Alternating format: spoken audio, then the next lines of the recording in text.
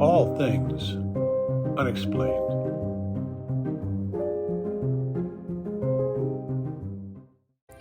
Yeah.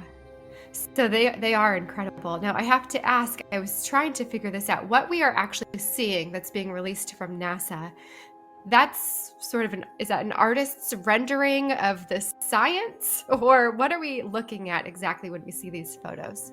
These photos are actual real photographs.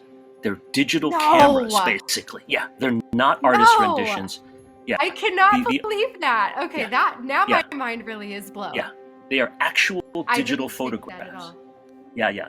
Imagine a telescope 20 feet across. Okay, 20 feet. Not just like one of these things you hold in your Yeah, hand, right? right. 20 feet across, taking pictures using infrared light.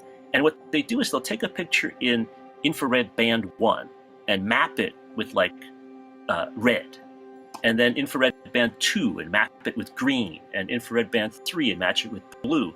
So you get an RGB translation of this infrared stuff, but it's all real photographs.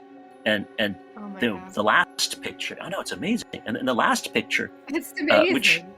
yeah, the final picture that was released that might have gotten a little less press, but I found even more astounding than the pictures themselves that are so beautiful. It was the spectrum. You remember that there was a planet outside our solar system called WASP 96b or something like that. And what had happened was Yes. that they couldn't get a picture of it because even the James Webb is not powerful enough to actually take a photograph of a tiny planet. Well, tiny, it's the size of Jupiter, but it's a planet orbiting another star, trillions of miles away.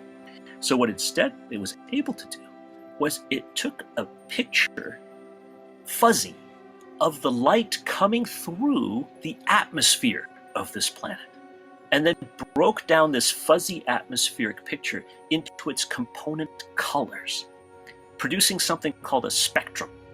And what happens is that spectrum, again, is infrared, okay, which means that we could never see it with our own eyes.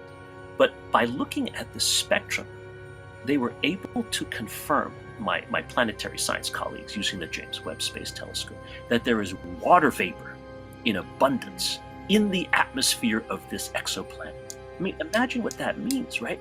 I mean, it's not a beautiful, pretty picture of forests and things like that, but we have absolute confirmation now that on a planet other than something orbiting our own sun, there is water vapor.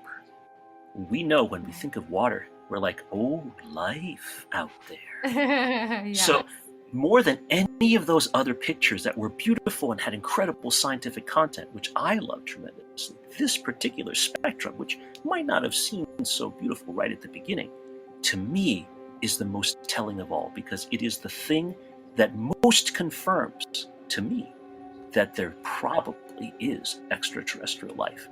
That's Oh, pretty neat. wow. Yeah. It's wild. All things unexplained.